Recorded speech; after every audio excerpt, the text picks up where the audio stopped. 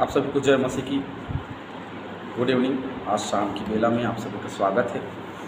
एक बार फिर से हम आज की क्लास में आगे जा रहे हैं। जितने स्टूडेंट लगातार वीडियो को देख रहे हैं उनका हम धन्यवाद करते हैं अपने टीम की ओर से, और हम धन्यवाद करते हैं ऐसे लोगों का जो लगातार प्रभु की सेवा में आगे बढ़े। प्रभु आप सभी को आशीष दे। जो सीखना चाह रहे हैं वो लगातार सीखते चले जाएं, और जो सीख चुके हैं, जो और अध्ययन करना चाहते हैं वो और अध्ययन करते चले जाएं। प्रभु की आशीष और प्रभु की असीम कृपा सब पे बनी रही। जैसे कि मत्ती रचित सुसमाचार उसका 10वां अध्याय 14, 15 और 16 पद, ये 3 पद हमारे इस यीशु जो 12 चेलों को भेजता है उसमें छूट गया था। आज हम उसका अध्ययन करने वाले हैं, और ये तीनों पद थोड़ा सा गहरा, इसलिए मैंने उस दिन उसको छोड़ा था। आइए देखते हैं। जो कोई तुम्हें ग्रहण न करे और तुम्हारी बातें न सुने, उस घर या उस नगर से निकलते हुए अपने पाँव की धूल झाड़ देना। ये एक विशिष्ट वचन है, एक ऐसे स्थान के लिए जहाँ परमेश्वर के वचन को ग्रहण नहीं किया जाता है, जहाँ प्रभु के लोगों को ग्रहण नहीं किया जाता है। मरकुस रचित सुसमाचार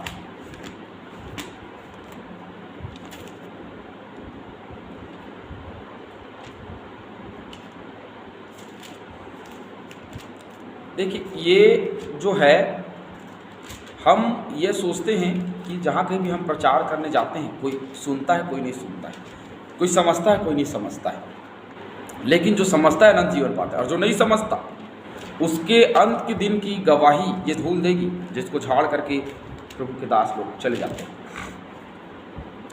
जिस स्थान के लोग तुम्हें ग्रहण न करें और तुम्हारी न सुने, वहाँ से चलते ही अपने तलवों की धूल झाड़ डालो कि उन पर क्या हो। यहाँ स्पष्ट रूप से लिखा है कि उन पर गवाही हो। किस लिए झाड़ना है पाँव की धूल? इसलिए कि अंत का जब दिन आएगा तो उस दिन वही धूल गवाही दे कि तुम्हारे घर में सेवक एक दास आया था, लेकिन तुमने ग्रहण नहीं किया। इसीलिए धूल झाड़ना जरूरी है। लूका 9:5।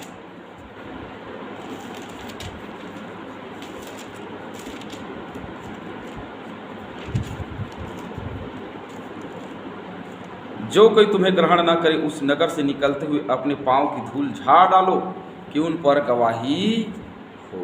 वहाँ से निकलते ही, उस नगर से, उस घर से निकलते ही धूल झाड़ दो जहाँ के लोग तुम्हें ग्रहण ना करें, और इसीलिए क्योंकि अंत के दिन में उसकी गवाही हो। 10:11, लूका 10:11। तुम्हारे नगर की धूल भी जो हमारे पाँव में लगी है हम तुम्हारे सामने झाड़ देते हैं, तो भी यह जान लो कि परमेश्वर का राज्य तुम्हारे निकट आ पहुँचा है। अब ये शिष्य जो है वो चल रहे हैं, जो 70 चेले जो भेजा प्रभु ने वो चल रहे हैं, और उसके बाद में उन्होंने यह कहा कि अब क्योंकि तुम हमारी नहीं सुन रहे हो, तो प्रभु ने हमको आज्ञा दी भैया अपने पाँव के धूल झाड़ देना, और हम अपने पाँव के धूल झाड़ रहे हैं, और यही अंत के दिन में क्या करेगी? गवाही दी। उस दिन समझिए आप क्या हो रहा है क्या नहीं हो रहा है, हम उसको नहीं समझ सकते। प्रेरितों 13:51 देखेंगे।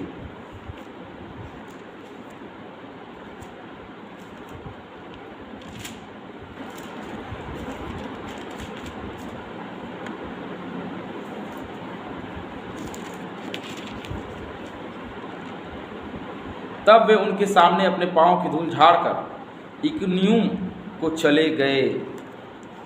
पौलुस ने जो अन्य जातियों के बीच में प्रचार करने का जो अपना बीड़ा उठाया, उस बीच में बहुत सारे लोगों ने नहीं सुना, तो पौलुस ने क्या किया? अपने पाँव की धूल झाड़ दिया और झाड़ करके वहाँ से चले गए। क्यों? क्योंकि प्रभु यीशु मसीह ने ये रीत चलाई कि जो कोई नहीं सुनेगा उसके लिए एक ही काम है। जो कोई नहीं समझता है प्रभु के वचन को, उसके लिए एक ही काम है, उन्हें समझाने की। देखिए, बहुत सारे हम प्रयास करते हैं मनुष्य जीवन होते हुए कि बहुत बार, लेकिन कोई नहीं समझता। कोई नहीं समझता तो क्या करोगे? हमने तो समझाया वचन से, हमने परमेश्वर के वचन को बताया, उसको नहीं सुना वो उसकी गलती, नहीं ग्रहण किया वो उसकी गलती, और हमारा काम है समझाना। हमने समझाया, हमारा काम वचन पहुंचाना, हमने पहुंचाया, और ये काम हमने पूरा किया। ये अंत के दिन में हमारे लिए गवाही कौन देगा? हमारे पाँव की धूल जो उसके घर के सामने या उस घर के निकलते ही या उस नगर के निकलते ही जो हमने झाड़ दिया, वही धूल अंत के दिन में गवाही दी कि प्रभु का दास तुम्हारे घर आया था लेकिन तुमने नहीं सुना। 15वां पद,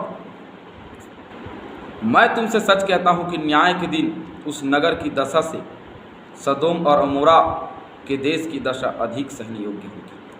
ये बहुत ही कठिन बात है भैया। सदोम और अमोरा की घटना हम उत्पत्ति 18 अध्याय उसके 20वें पद से आगे हम देखते हैं, है ना। 19 से 24 तक हम जा करके देखेंगे तो सदोम और अमोरा की स्थिति और परिस्थिति को हम समझ पाएंगे। लेकिन हम कुछ वचनों को देखेंगे।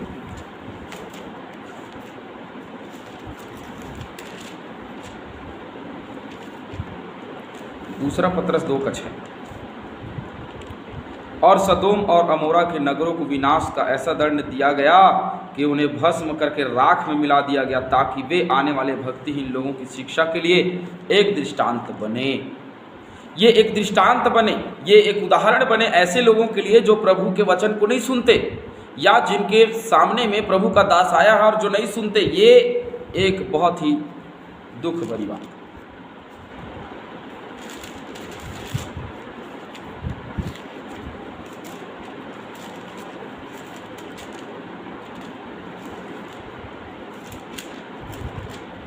और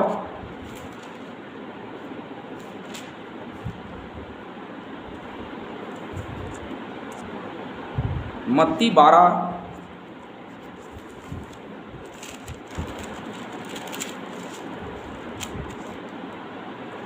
36,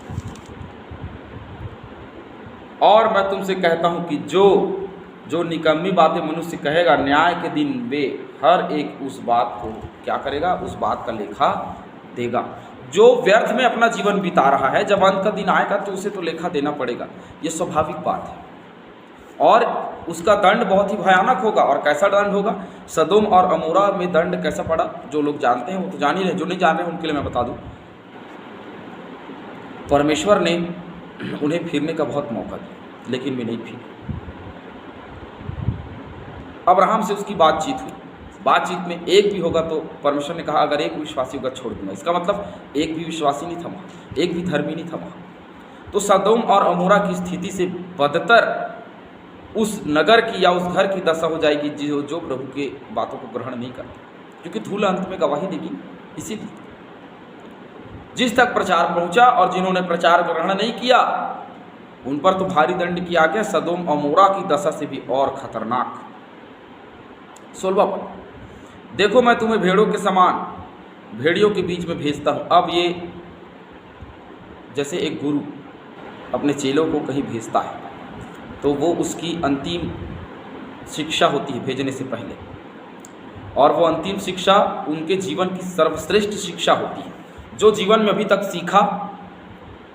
जैसे हम देखते हैं 12वीं के बाद में जब कभी हमारा विदाई समारोह होता है तो हम देखते हैं विदाई के समय में प्रिंसिपल एक बात कई दफ़ा हम देखते हैं कि प्रिंसिपल जो है कुछ बात कहते हैं, और उस बीच में जब बात होती है तो ये कहा जाता है कि बच्चों 12वीं तक पढ़ाई कर लिया, ये तो बेस है ना। हमारे प्रिंसिपल ने हमसे यही कहा था, ये तो बेस है और ये ज़िंदगी की शुरुआत है। बच्चों यहाँ से जब जाओगे तो ज़िंदगी बहुत अलग होगी, पढ़ाई का तरीका अलग होगा, कठिनाई का सामना करना पड़ेगा, यहाँ वहाँ जाना पड़ेगा, इधर उधर शिक्षा के लिए जाना पड़ेगा, तब आप सीखोगे। तब एक चीज़ याद रखना, हर यही कहता है, एक चीज़ याद रखना कि अपने आप की, जैसे मैं जो हमारे प्रिंसिपल ने कहा मैं वही बता रहा हूँ, अपने आप के अंदर के साहस को टूटने ना देना, है ना। तो ये अनमोल वचन है। वैसे ही हम यहाँ देख रहे हैं कि अब प्रभु कह रहे हैं देखो मैं तुम्हें भेड़ों के समान भेड़ियों के बीच में भेजता हूँ। तुम भेड़ हो और भेड़ों के समान मैं ऐसी जगह भेज रहा हूँ जहाँ ऐसे भेड़िए हैं जो भेड़ को खा जाते हैं, जो भेड़ को दबा देते हैं और भेड़ को मार डालते हैं। ऐसी जगह में मैं तुम्हें भेज रहा हूँ। इसीलिए अब बोल रहा है कि अब मैं तुम्हें भेज रहा हूँ, अच्छी बात है। अब इसीलिए सांपों के समान बुद्धिमान, कबूतर के समान भोले बन करके चलना।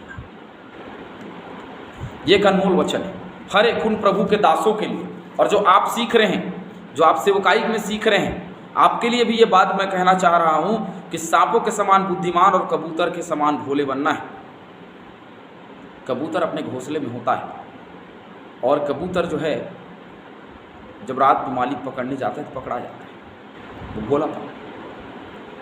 आप दिन में देखेंगे सभी चिड़िया बहुत दूर में अपना दाना चुगती हैं, लेकिन कबूतर बहुत करीब में, मानवों की बहुत करीब में दाना चुगती है। कई बार मानवों के द्वारा दिया गया दाना भी वो चुगने के लिए उनके करीब में आ जाती है। ये भोलापन है। सांप के समान बुद्धिमान। अब कबूतर के समान भोले तो हर मनुष्य बनना चाहता है, हर दास जो है वैसे ही रहना चाहता है, लेकिन यहाँ पे सांपों के समान बुद्धिमान। तो मैं आज आपको ये शिक्षा देने जा रहा हूँ। प्रेरितों 20 का 29 निकालिए।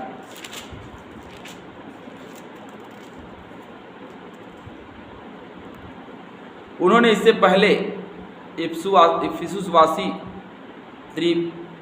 त्रिफिमुस को अपने साथ नगर में देखा था और समझे थे कि पौलुस उसे मंदिर में ले आया है।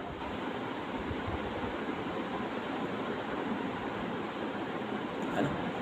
पौलुस समझ रहा है कि उसे मंदिर में ले आया है। तब सारे नगर में कोलाहल मच गया और लोग दौड़कर इकट्ठे हुए और पौलुस को पकड़कर मंदिर के बाहर घसीट लाए और तुरंत द्वार बंद किए गए।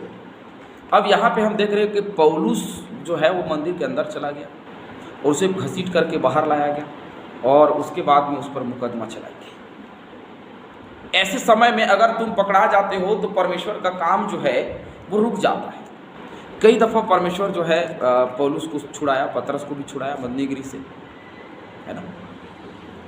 हमें क्योंकि ये सताव का समय चल रहा है, हर जगह सताव चल रहा है। जब सताव चल रहा है तो आपको सावचेती से, सावधानी से काम करना पड़ेगा। सांप को कभी देखा है आप लोगों ने? शिकार भी करता है बहुत सावधानी से, और मनुष्य की आहट सुनता है तो वो बहुत चतुराई से निकल जाता है। जब मुसीबत को आता देखता है तो वो रास्ता बदल लेता है। मेरे और आपके लिए जब हम मुसीबत हमारे जीवन में आती हुई दिखे तो रास्ता बदलने चाहिए। ये तो पौलुस पकड़ा गया ना, पतरस पकड़ा गया ना। सेवा में ये चीज़ें होती ही रहती आएंगी, लेकिन सांप की नहीं चतुर भी बनना जरूरी है। केवल भोले ही नहीं बनना है। अरे कोई आपके परिवार को सता रहा है, कोई आपके परिवार को तकलीफ दे रहा है, कबूतर के नहीं भोले बैठे रहोगे क्या? मैं आपको शिक्षा दे रहा हूँ आज। बाइबिल कहती है जो अपने परिवार की रक्षा और रखवाली दोनों नहीं कर सकता वो प्रभु के भवन की कलीसिया की क्या रक्षा रखवाली करेगा? अपने परिवार की रक्षा रखवाली, अपने कलीसिया की रक्षा रखवाली सांप की नहीं चतुर बन के ही किया जा सकता है। क्योंकि ये दुनिया अभी के इस हिसाब से जो चल रही है वो सताव और बहुत सारी चीज़ें हैं जो मसीही प्रचार में भी और मसीही कलीसियाओं में भी, मसीही संस्थान में भी लगातार सताव बढ़े हैं, और इस हकीकत को कोई झुठला नहीं सकता। इसीलिए सांप की नहीं चतुर, रास्ता बदल लीजिए और रास्ता बदल करके कहीं और जाकर पहुँचा दें। प्रभु आप सभी को आशीष दें। प्रभु में आप निरंतर बने।